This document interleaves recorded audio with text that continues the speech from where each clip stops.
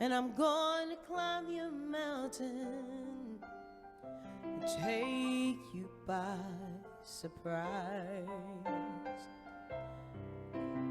And come away here, lover, and be my eyes.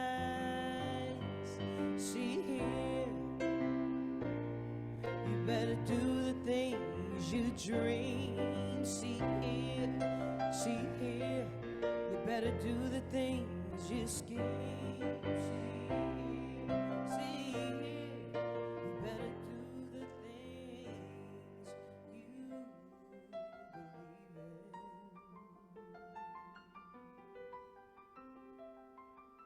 If the likes of those you see make you cry,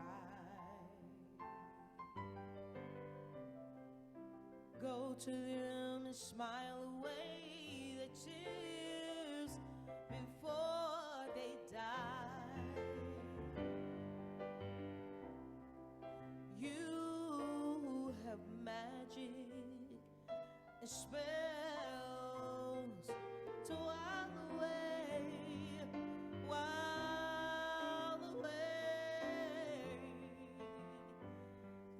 away the years. So see here, you better do the things you dream. See here, you better do the things you scheme. See here, you better do the things you believe in. Yeah. Look to the child to teach you what you should know. Again and again, you're gonna reap what you sow. And spells to wild away the years. Oh, see here, you better do the things you dream. See here, oh, see here, you better do the things you scheme. See here, you better do the things you believe in.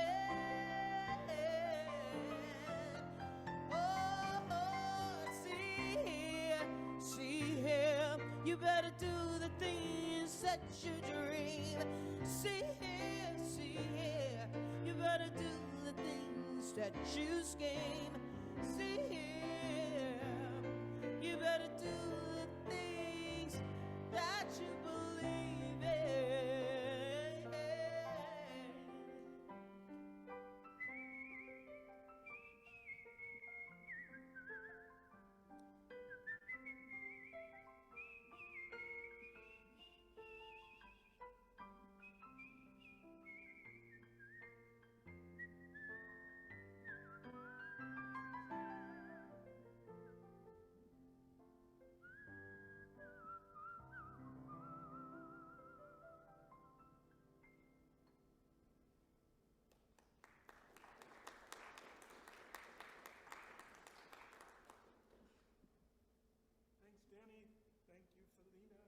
They're amazing.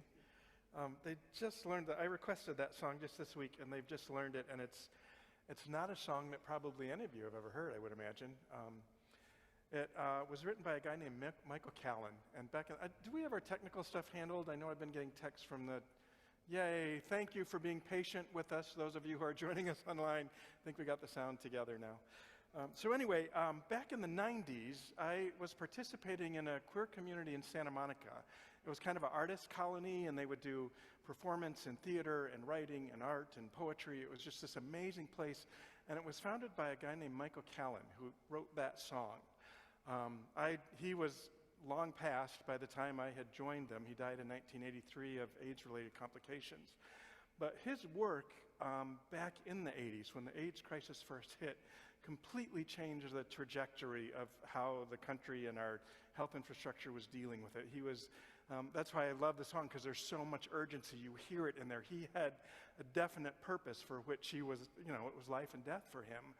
And yet I think that same call is available to all of us, right? There is something within each of our hearts, something that is uniquely ours to accomplish in this life, on this planet, in this world, that we better sort of get busy doing. If we've got that, if we've got a dream, if we've got a passion, if we've got something that's ours to do on the planet, then to be able to bring that kind of energy and passion that Michael so beautifully demonstrated and that I was able to experience even 20 years after his death is a huge gift. Myrtle Fillmore had the same thing to say about it, and she was writing back in the early 1900s. And I found this quote years ago in a book that was written based on letters that people would write in. Myrtle Fillmore is our co-founder. Did I say that? Myrtle and Charles Fillmore started Unity. And Charles did most of the speaking and most of the writing, but Myrtle ran Silent Unity, which is a prayer ministry that's still going on 130, 40 years later. And people would write to Myrtle for counsel and advice, and she would respond back to them. And so this quote comes from one of those letters from someone who had written and was having trouble really getting engaged in what was theirs to do. And she wrote, "Bring forth your own joyous world of love, friendship, beauty, and plenty. There is within you the God-given intelligence to build such a world." And then just 3 simple words: get at it. I love that. In the 1900s, she's telling us to get at what's ours to do. So this morning, what I want to talk about is some of the maybe obstacles that we encounter when we're sort of being called into or wanting to move more deeply into that which is ours to do. What are some of the places that we've experienced resistance? And then beyond that, how is it that we can overcome it so that we can truly get at it, So we can live into that passion, that possibility, that way of sort of seizing the moment and the opportunities that are available to us. I'm going to start with sort of biblical examples for resistance. Probably the greatest resistors in the Bible are, and it happens, from early on when as we talked about last week, when Jonah and the whale, all the way up through Paul, the prophets who were charged and had this calling to sharing the word of God, most often they were pretty reluctant about that work that they were being called to. As I said, we talked about Jonah last week, and he, if you remember, he just plain went the other way. Not only was he not willing to step into it, he literally tucked and ran to the other side of the planet. Others, Gideon is another one. Gideon's excuse, though, wasn't so much about he didn't want to do it, but Gideon's excuse was he comes from a clan that was the weakest in their whole tribe. And not only that, he was the weakest in his clan, so he wasn't up to it. So that those places where we maybe don't feel like we're good enough or strong enough, or where we don't have the capacity or the ability or the education or whatever it is, that's common, right? And over again, these prophets are sort of counseled by God that God will be with them, that he will support them, he's got their backs, and still that resistance happens, just as it does for us. Another is Jeremiah. Jeremiah said he was only a child. He was just too immature. He was only a child, wouldn't be able to handle it. And then the other thing, what he was concerned that the news he was bringing, he was going to be criticized for it.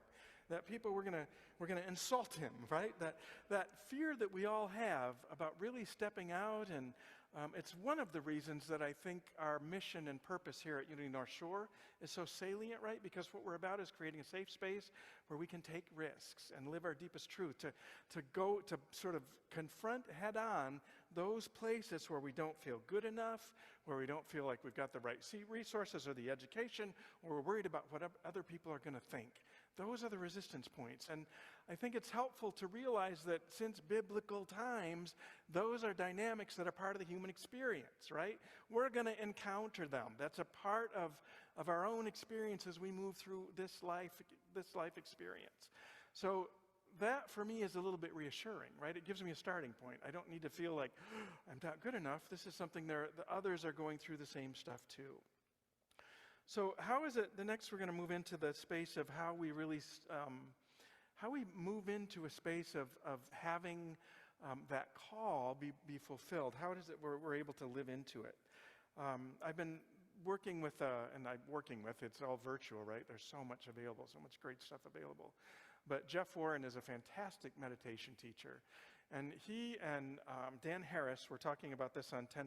That's a wonderful, I'm doing a little call out for an app. If you're looking for a great sort of meditation, inspirational content, then 10% is a wonderful app. And so Dan Harris is talking with this Jeff Warren, and they're just driving around in a car talking, and they're talking about this, where we get up against these spaces that we just maybe don't have the confidence or the resilience or the strength to step up and really do what's ours to do.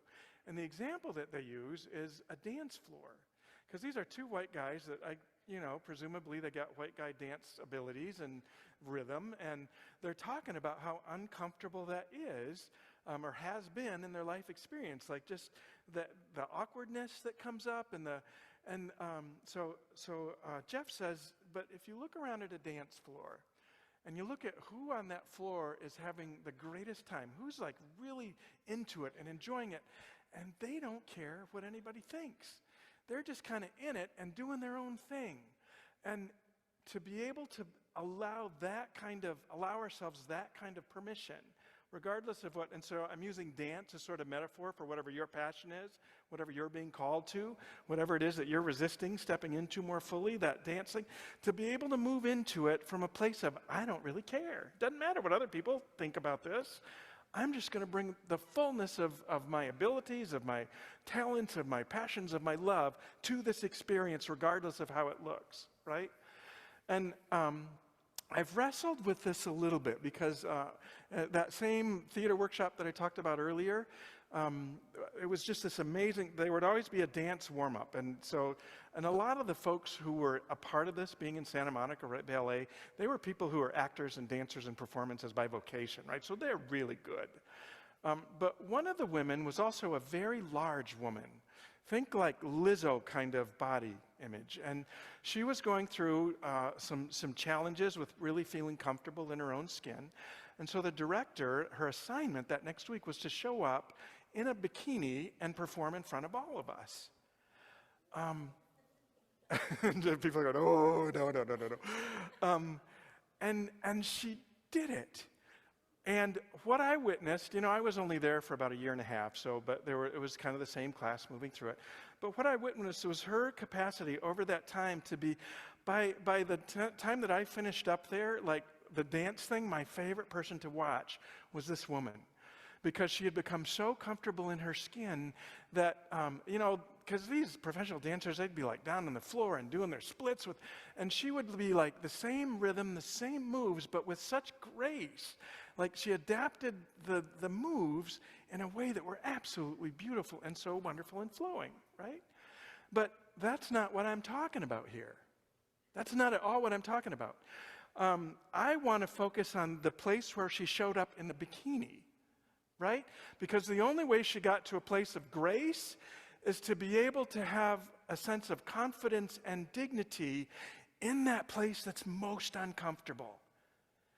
And that's what Jeff Warren is advising too, right? That it's not about really getting good at it or wanting to be, wanting to find that grace. It's like when we encounter that stuff, when we're up against it, can we still approach it with a sense of dignity, even though things are going to heck around us, He says there are times when there will be a time in our lives, we're all going to confront this at some point, where either we're sick or we have been betrayed or that we have had some great failure.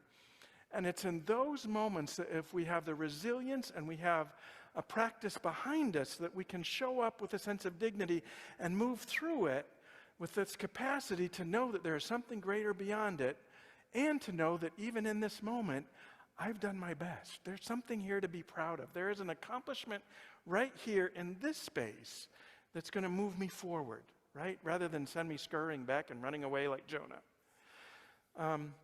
A great example, Brene Brown has a new Netflix special out too that's quite good. And in that, she talks about her daughter who was learning to do the breaststroke. And in their family, they had a rule that if you join a team, you have to finish the season. You can't drop out if it gets tough. And so the breaststroke for her daughter was like one of the toughest. She didn't do it well. And I hadn't really thought about it, but if you think about breaststroke, it's like, if you're not good at it, breaststroke, I don't even know what it is. It's this? No, this is butterfly. Breaststroke is this, right? So you sort of, unless you're really good at it, you like, when you do this, you're going back and forth, right? You don't really, unless you know how to do it, you're not really propelling through the water. You're just kind of, this kind of thing. And so her daughter, Ellen, was kind of in that space, but her coach had signed her up to do breaststroke in a relay for one of the finals things, right? And so her daughter wanted to quit. She didn't want to do it. She was going to just, and apparently in swim meets, you can opt out. You can just, when they call your race, you can just kind of disappear and not show up, and they'll run the race without you because they're not going to go on. So they had this whole family discussion about whether or not she was going to show up for the race. And her parents, Brene Brown, of course, is all about vulnerability and challenge yourself and pushing through, but ultimately it was Ellen's choice, Ellen's decision. And so she got in the water and she's in the race, and Brene was up in the stands, and she and her dad were cheering and cheering and cheering, and they could tell that she couldn't really tell how well she was doing, but she looked around and they could tell by the optimism that she thought maybe she was ahead. She was actually behind like by a full lap. She had been completely lapped. So the race is over, and she's got to drag herself. The next race is already up on the blocks and ready to go, and the whole auditorium is waiting for Ellen to finish, right? And she gets out of the pool. She said she left her goggles on because she knew she was crying under it. And there was some coaching by her coach, and so finally the parents were there, and they were sort of walking out with her, and Ellen says, "At least I was brave." Right? She found dignity even in what most of us would be a humiliating defeat, would find a humiliating defeat. And it was a humiliating defeat, right? So how is it that we can be in those spaces, in those places where we are not operating at the level that we feel comfortable or good about, and yet we can still be confident that who we are and how we're showing up is of value, right? It moves us forward on that journey, on that path of creating what we want to create. Let's see. So the other piece, I'm going back now to Dan and to Jeff sitting in that car together. Because what happens on the dance floor, remember we talked about the dance floor, and those who are having the greatest time are the ones who don't care what other people are thinking of them or thinking about them. That's contagious. If you look on a dance floor in one of those groups and circles where the energy's really good, everyone in that group starts to move into a space of feeling the vibe and starts to not care as much about, and they're in the moment of joy, in the moment of really experiencing fully the gifts that dance is offering, right? So it's a contagious thing. And that's what I want to use as a context for moving into this time of meditation. I'm borrowing another of Jeff's meditations here for this. And most of you, I think, have probably already done a meditation like this before, but I'm going to give you maybe a little context so we could go more deeply. It's called a loving kindness meditation, right? You know, it's where we kind of bless someone with loving and with kindness. And what happens very often is that there is this sense that it's as Reverend Christina would have said, unicorns and rainbows, right? It's like this very kind of namby-pamby, we're all love and light, and we're just going to send out this great emotional kind of energetic vibe, right? And if we're not doing it from this really emotional kind of mushy heart place, then it really isn't effective. And what Jeff says is that's not it at all, right? That actually, if you sort of dig more deeply into the definition of loving kindness, that the roots of that, if we go back into kind of Buddhist tradition, are not so much about romantic love or this beautiful kind of idealistic kind of love. It's about a basic approach to how we see others. It's a basic approach to come from a space of goodwill, to come from wanting to be a force for good, come from wanting to be supportive and to be affirming of others, right? So it's not so much about this I don't know, Cinderella fairy godmother kind of blessing of love.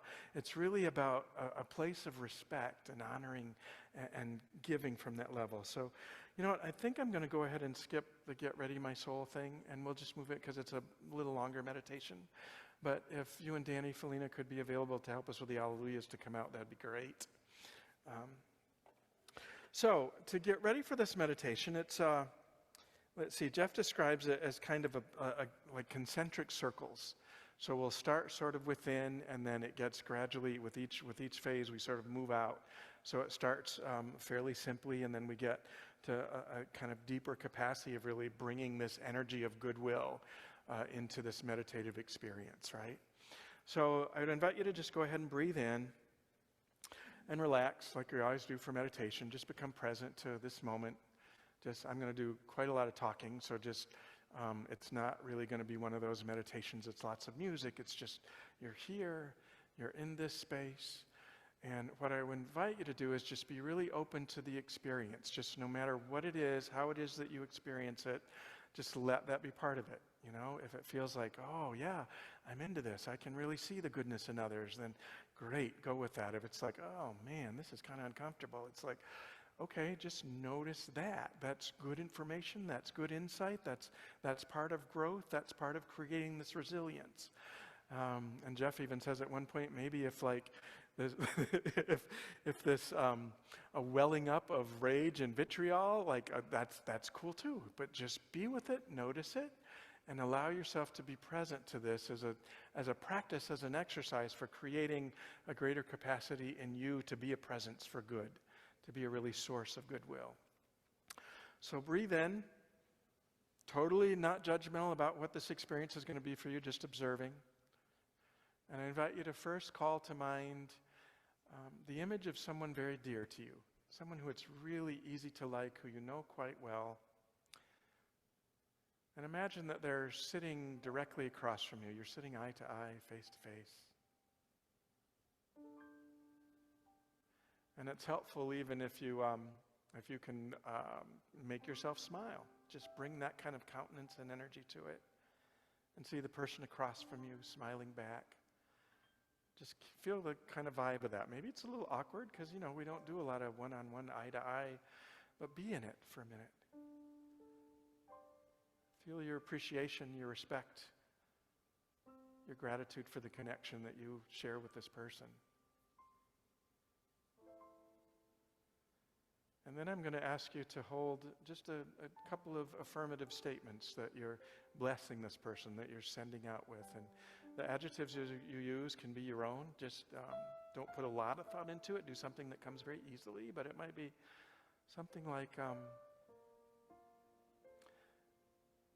I see you strong. I see you healthy. I see you filled with peace. I see you living in joy. Whatever the adjective is, just a couple of statements as you sort of create this energy between you and this image before you of someone dear.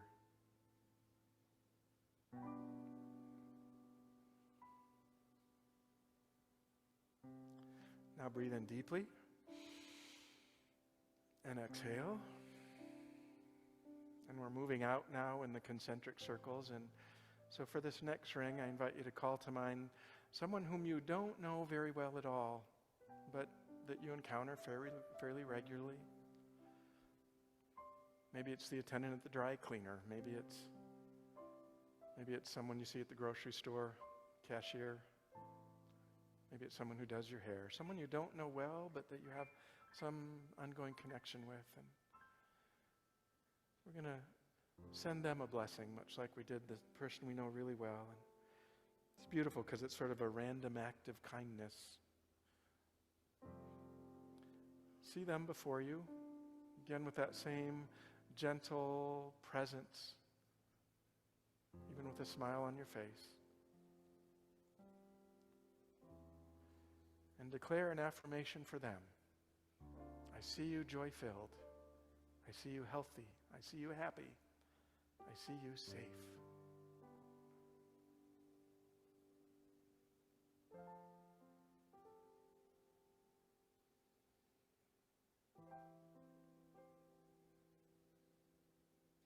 Once more, breathe in.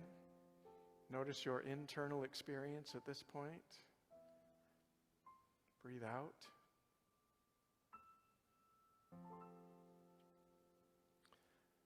And I next invite you to call to mind someone who you really maybe are annoyed by, someone who isn't someone that you would normally hold loving thoughts for, kind feelings, warm feelings.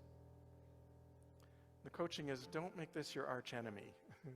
Don't make this the worst person on the planet. Make this someone that you can sort of summon that same energy. You can use this vibe that we've been creating to send this person the same kind of a blessing. Again, the adjectives can be whatever feels most resonant for you. But as you imagine this person sitting before you, affirm, I see you happy. I see you healthy. I see you whole.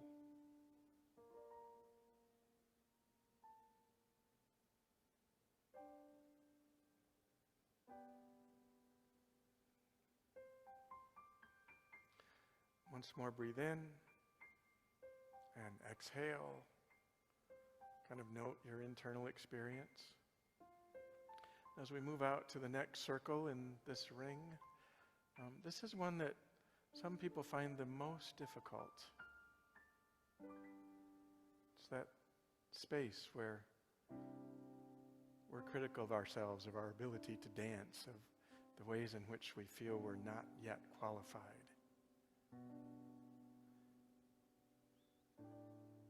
But in this space, as you breathe in, imagine that you're facing yourself in a mirror. Picture yourself and extend this same beautiful, sort of loving, compassionate, supportive energy to you.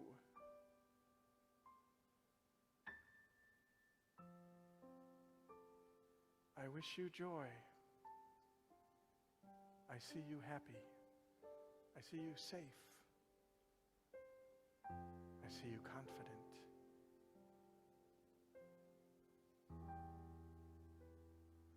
While we're in this space, we'll take it just one one step deeper. And switch the verb. I am safe. I am protected. I am confident. Whatever your adjective is, claim it for yourself in this moment, knowing that you are every bit as deserving of love and kindness and support as all those who you wish it for.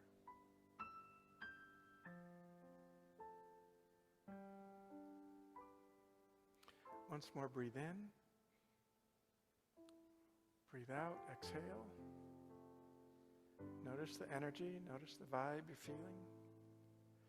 And in this last circle, we're going to extend it out. We're going to extend the circle to encompass all sentient beings. Grounded in this sense that we are all connected. Certainly at the spiritual realm, but even in the material realm, that there are ways in which we share atoms of stars, we share molecules of air. We are all connected. And so from this space, I wish all beings well. I wish all beings happiness. I wish all beings peace.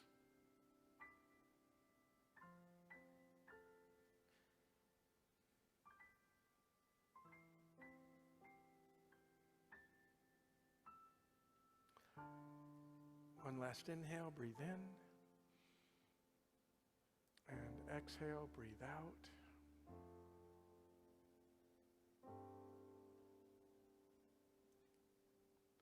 And knowing and trusting that this type of practice is exactly what's required so that we can dance our deepest dreams, to move us through those spaces of resistance and challenge and be present to create the world of our dreams.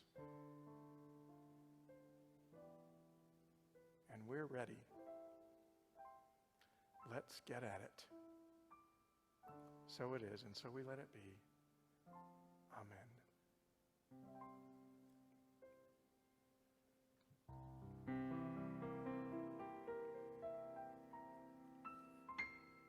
Hallelujah.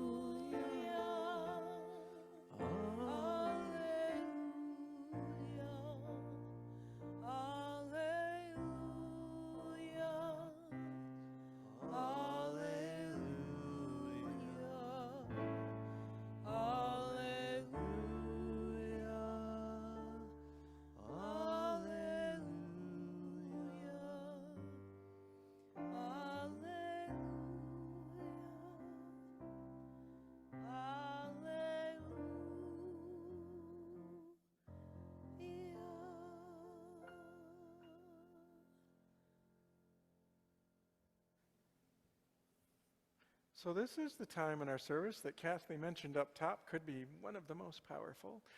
We're welcoming 3 new members into our congregation. So I'd like to invite Kathy, if you'd come forward. And Lori was going to be here. I don't know. Is Lori on Zoom? Lori Kazan. Lori, if you're on, wave your hand. I'd like them to spotlight you so that we can see you.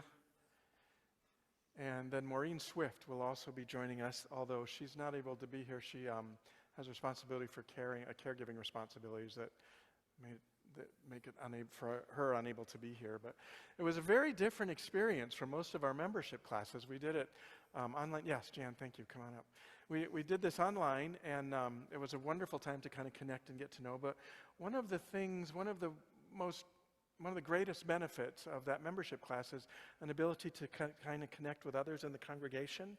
And we didn't really have an ability to do that in the same way. And so this year, for this session, for the first time, we matched each of the new members up with a mentor from the congregation. And then they did a book study, a 6-week book study. I think it was about 6 weeks. Some of them, I think, are still going. So I think, Kathy, you were with Jeff, right? I think Jeff Perry? Uh-oh. Uh-oh. Okay, well, I'll get you the book. That'll be your gift. I have the book. Oh, great. Okay. Sorry, everyone. So this I'm admitting. Kathy Leone is stepping into membership. We had her, she sent us a picture. And you want to tell us just a little bit about the picture and your quote? So I went on a 4-day vacation with my sister-in-law and another friend. And we were in Michigan and just walking around in beautiful nature. And our friend took this picture, and this is a picture that just kind of brings me peace. I'm very close with my in-laws, and I think of unity, brings me inner peace. To refer back to what you said today, and that's what this is about. Thank you. Yes, Yeah. and Kathy is, she's also she jumped right in and is helping with our Right and Perfect Home process. She and Alyssa Foster are leading the team that's kind of out searching for new places when we can re-energize that aspect of our manifestation of Right and Perfect Home. So she's been amazingly connected with a whole lot of people very quickly and done a marvelous job with that. Thank you, Kathy. So next slide. I think we have, if Lori's not online, this is Lori Cozone. Mike, how do you say her last name? Cozone? Cozen, Lori Cozen. She may be online with us. She's from Oak Park. She also got very connected with us back when Reverend Christina was here, and we were talking about ways of doing collaborative ministry. She was on the board at Oak Park with Mike Nash. And so she has been, because she's in Oak Park and has some limitations in terms of being able to travel, she mostly Zooms in, but she was part of this wonderful experience that we had in terms of bringing new members on. And we connected her with Candace Lucas, was sort of her mentor, and I think they are still connecting. They're still talking even weeks later, so that's been a really good, prayerful connection and education. And then the last slide this is a quote from Maureen Swift. As I mentioned, she wasn't able to be here today, and we don't have a photograph of her, but this is an image that kind of goes with her desires and why she sees spiritual community as really a benefit in her life. Be the change you wish to see in the world. I know she's also very involved in the class that just started for Finding Yourself in Transition. She's able to kind of be there for Wednesday night. She's carved that out, so she is continuing to grow and evolve and connect within community here. So those are our 3 new members, and I'm very excited to be introducing them. So what I'd like to do now is recognize that their desire for spiritual connection and with this center is a huge part and a huge reflection of the dynamic that really helps Unity on the North Shore to be able to support one another as we continue to take risks and live our deepest truths. So what I'd like to do is involve the congregation and those of you online. If you participate in this too, that would be great. We have a responsive reading that basically articulates the commitments that we hold as members and as a congregation to one another. And so I'll read the sort of leading part of that, and then Jan will lead you all in the responses to each of these statements of commitment. So here we go. The Spirit of God is alive and active among us, calling us to a greater awareness of our creative power for good. We acknowledge that at all times, the one presence and one power that is God wishes to express in, as, and through our lives. So, congregation together, beloved new members, again, beloved new members, we behold the goodness of God expressing as you, again, we behold the goodness of God expressing as you. Our essence being of God, we acknowledge that we are inherently good. Furthermore, we acknowledge that the deepest truth of being is that this same God essence is expressed in everyone, everywhere. Through the power of the divine, together, through the power of the divine in us, we see the divine in you. Together, in us, we see the divine in you. Let's try that one again. Do it all as one. I think it's short enough we can do it as one statement. Let's try that. Through the power of the divine in us, we see the divine in you. Through the power of the divine in us, we see the divine in you. Nice. Being co-creators with God, we know that we create reality through the thoughts that we hold in our minds and the feelings we hold in our hearts. We behold the creative power for good that you are. Together, we behold the creative power for good that you are. Through prayer and meditation, we align our hearts and minds with God. We affirm our oneness with God and with each other. We deny any and all separation from the source of our being and the illusion of separation from each other. We behold and call forth the Christ as you. Together, we behold and call forth the Christ as you. God has placed within us all that we need to lead full and joyous lives. Aligned with infinite good, we boldly do all that ought to be done by us. Together, aligned with infinite good, we boldly do all that ought to be done by us. And so it is. Amen. So Kathy, and in absentia, Lori and Maureen, we hereby welcome you into active membership of Unity on the North Shore and charge you with the responsibility of serving this church with love, faith, and joy. Yay. You're already doing it. You're already doing it. And we have a little gift for you. This is a prayer wheel. I picked these up at Unity Convention. They're brand new. So it's almost like, those paint swatch things that you fan out. It's like one of those with prayers to have by your bedside. So I hope it brings you great comfort and great strength. God bless you. Yay, let us pray.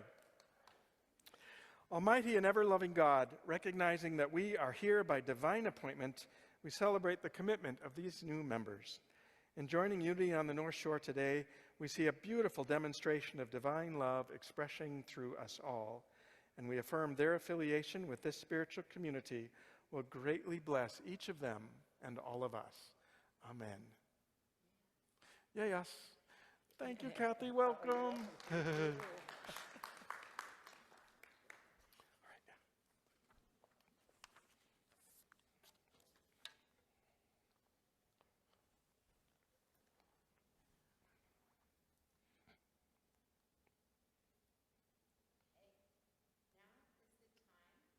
Where usually monthly we have a little money moment and we talk about the money situation.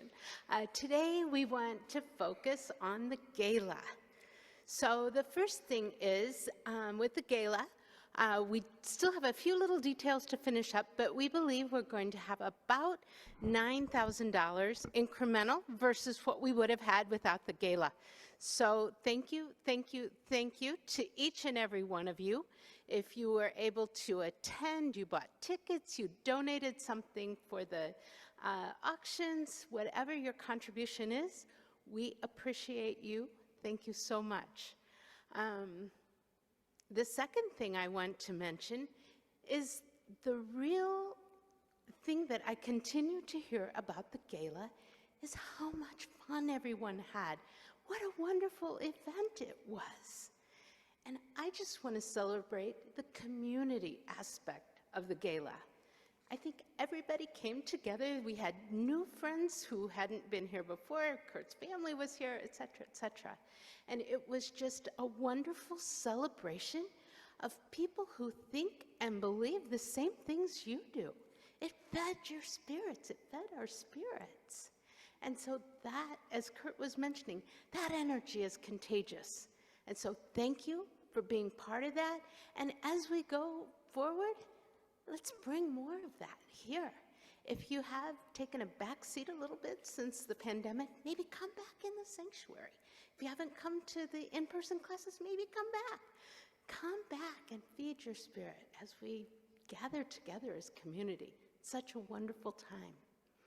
And then the last thing we want to celebrate is all the people who made this event happen. And first of all, I want to thank Suzanne Lamb, who is the chairman. And she's here in the sanctuary with us. So Suzanne, if you'll stand up so we can acknowledge you. Anyone who worked with Suzanne, as we know, she was on it. She took care of every detail, and we are so grateful that you were able to create such a beautiful event for and with our community. But otherwise, we also know that there were many volunteers who helped. So if you helped create this event in any way, if you're in the sanctuary, if you want to stand up, we'll be grateful. If you're online, you can raise your hand online, just so we can acknowledge you. And we also want to thank Bernie and Persephone, too, because we know they both helped as well. So stand up so we can acknowledge you. Yay, thank you, thank you, thank you. Yay. And as we said, this giving is contagious. It comes back to you. It feeds your spirit. So I invite each and every one of you to get involved and be a part of the community here at Unity on the North Shore. Thank you. That said, yay. As we go ahead, it is our time for giving in the service. And so it's just like volunteering and giving.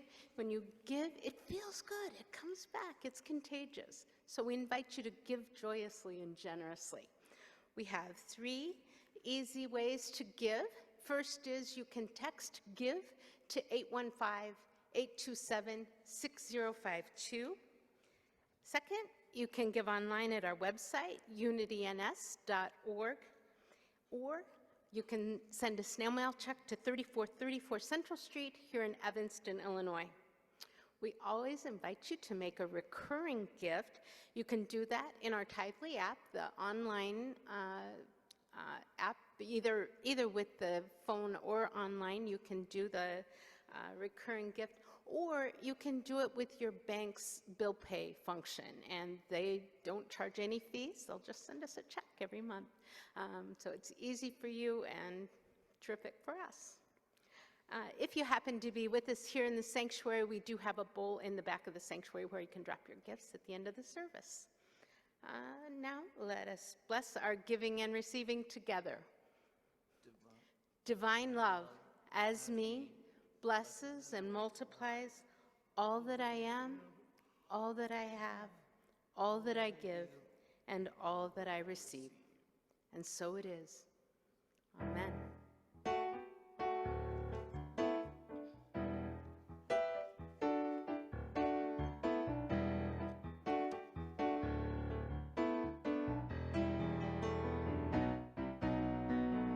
All that I need comes to me. All that I need comes to me. The light of loving grace shines upon my face. All that I need comes to me.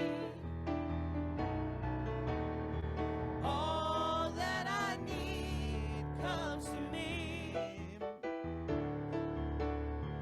All that I need comes to me. The light of loving grace, it shines upon my face. All that I need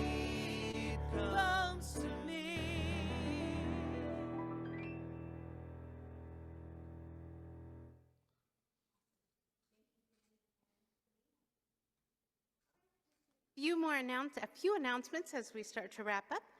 First one is we have a brand new mobile app, and we encourage you now to turn on your phone and scan that QR code right there so you can download it. And it gives you easy access to events, news, videos, and more.